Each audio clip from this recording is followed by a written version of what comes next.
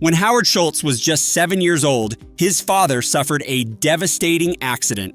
As a delivery driver with no health insurance or savings, the injury left their family struggling to survive.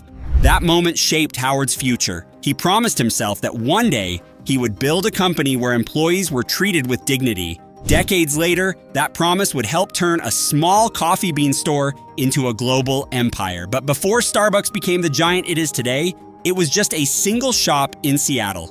In 1971, three friends, Gordon Bowker, Jerry Baldwin, and Zev Siegel, opened Starbucks with one goal: to bring high-quality coffee beans to America. At the time, Americans mostly drank cheap, instant coffee. The founders wanted to change that. However, their focus wasn't on serving drinks, but on selling premium coffee beans and equipment. Business was steady, but small, with just a few stores in Seattle. Then in 1981, a young Howard Schultz walked into a Starbucks store, and everything changed. At the time, he was working for a company that supplied Starbucks with coffee equipment. Intrigued by their high-volume orders, he visited the store and was immediately captivated by the quality and experience.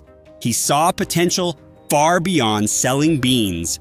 Howard became obsessed with the company and spent over a year convincing the founders to hire him. They eventually agreed, and in 1982, he joined as the director of marketing. Shortly after, a trip to Italy would redefine his vision for Starbucks.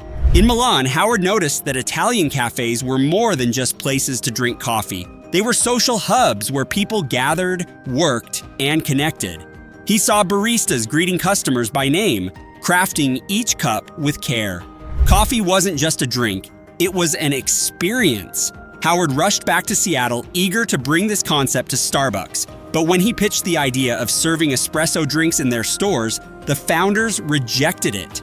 They saw Starbucks as a retailer, not a cafe.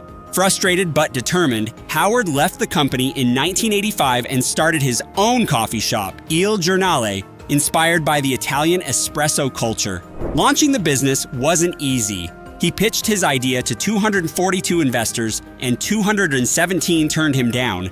Many believed Americans wouldn't pay $3 for a cup of coffee when they could get one for 50 cents. But Howard persisted. He eventually secured enough funding, and Il Giornale became a success.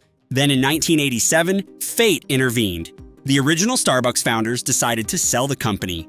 Howard saw his chance. The only problem? He needed $3.8 million to buy it. That's when Bill Gates Sr., father of Microsoft's Bill Gates, stepped in. Seeing Howard's passion, he convinced investors to support him. With their backing, Howard acquired Starbucks and merged it with Il Giornale, transforming it into the coffee house we know today. Starbucks no longer just sold coffee beans, it sold an experience. Under Howard's leadership, Starbucks expanded aggressively. In 1987, they had 17 stores. By 2000, there were over 3,000 worldwide. At its peak, Starbucks was opening 5 new stores per day. But growth came at a cost. The 2008 financial crisis hit hard, and Starbucks' stock plummeted. Customers were cutting back on luxuries, and suddenly, $5 coffee seemed excessive. Howard, who had stepped down as CEO in 2000, returned to save the company.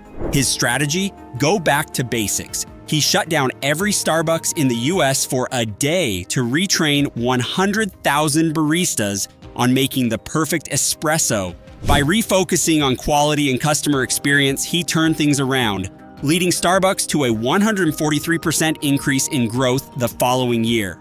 But Starbucks' success isn't just about coffee. It's also a real estate empire, strategically opening stores in up-and-coming areas to increase property value. Even more surprising, Starbucks operates like a bank. Millions of customers load money onto the Starbucks app, leaving over $1.5 billion in unused funds at any given time. More than 85% of US banks holding cash reserves. Today, Starbucks has over 32,000 locations worldwide, proving that it was never just about coffee. It was about branding, convenience, and creating a place where people feel at home.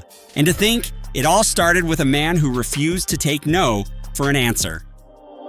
Perfect.